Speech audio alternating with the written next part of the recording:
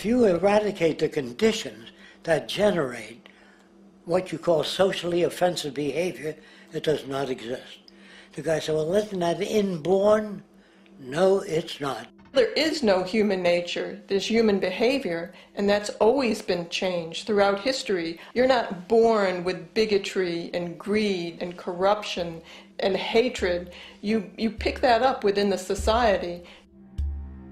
War, poverty, corruption, hunger, misery, human suffering will not change in a monetary system. That is, there'll be very little significant change. It's going to take the redesign of our culture, our values, and it has to be related to the carrying capacity of the earth, not some human opinion or some politician's notions of the way the world ought to be, or some religious notions of the conduct of human affairs. And that's what the Venus Project is about. The society that we're about to talk about is a society that is free of all the old superstitions, incarceration, prisons, police, cruelty, and law. All laws will disappear, and the professions will disappear that are no longer valid, such as stockbrokers, bankers, advertising, gone forever, because it's no longer relevant. When we understand that it is technology devised by human ingenuity which frees humanity and increases our quality of life, we then realize that the most important focus we can have is on the intelligent management of the Earth's resources. For it is from these natural resources we gain the materials to continue our path of prosperity. Understanding this, we then see that money fundamentally exists as a barrier to these resources, for virtually everything has a financial cost.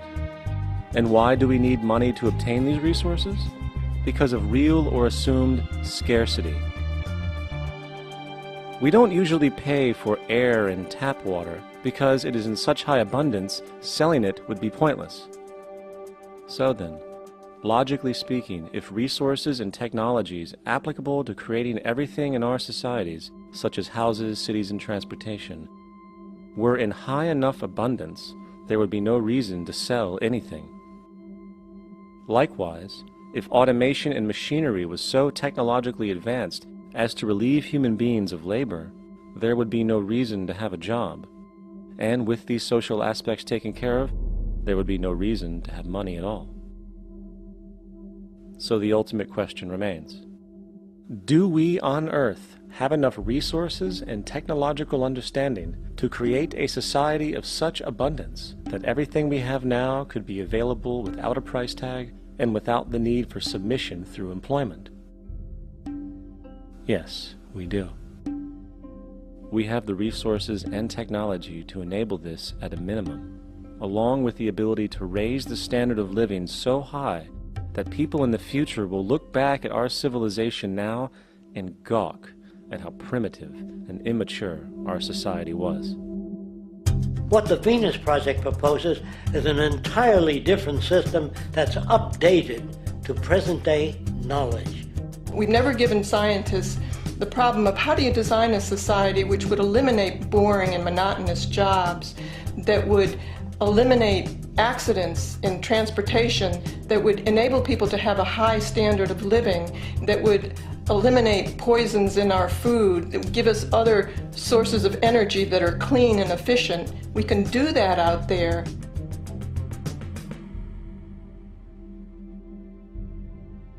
The major difference between a resource-based economy and a monetary system is that a resource-based economy is really concerned with people and their well-being, where a monetary system has become so distorted that the concerns of the people are really secondary, if they're there at all. The products that are turned out are for how much money you can get. If there is a problem in society and you can't earn money from solving that problem, then it won't be done. The resource-based economy is really not close to anything that's been tried. And with all our technology today, we can create abundance. It could be used to improve everyone's lifestyle. Abundance all over the world if we use our technology wisely and maintain the environment. It's a very different system, and it's very hard to talk about because the public is not that well enough informed as to the state of technology.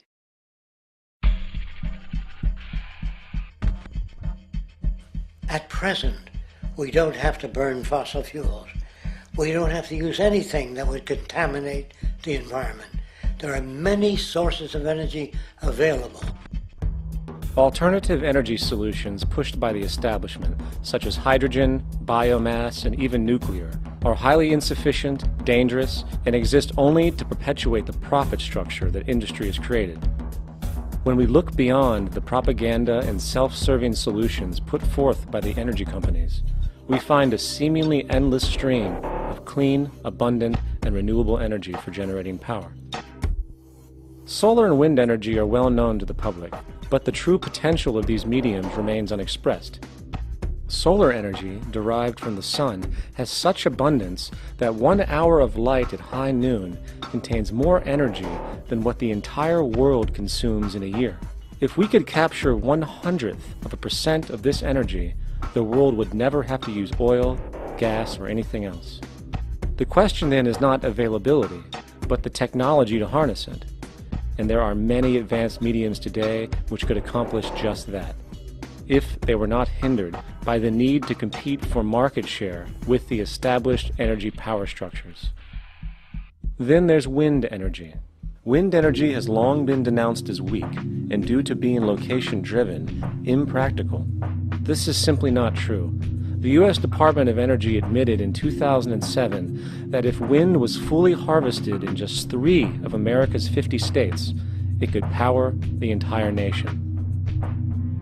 And then there are the rather unknown mediums of tidal and wave power. Tidal power is derived from tidal shifts in the ocean.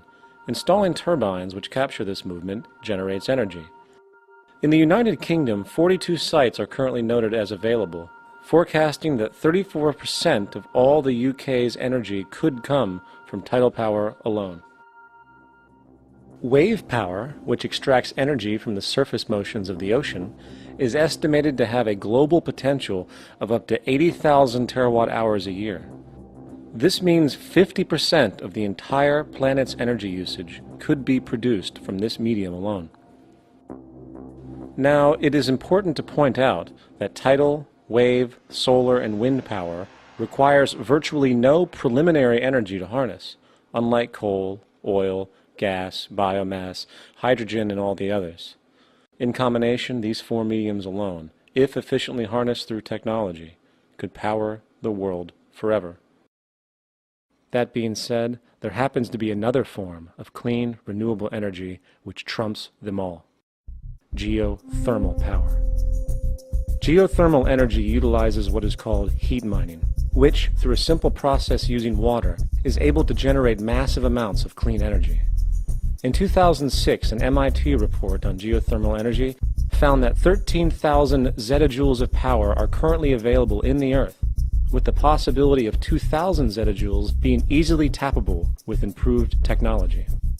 The total energy consumption of all the countries on the planet is about half of a zettajoule a year. This means about 4,000 years of planetary power could be harnessed in this medium alone. And when we understand that the Earth's heat generation is constantly renewed, this energy is really limitless and could be used forever. These energy sources are only a few of the clean, renewable mediums available, and as time goes on, we will find more.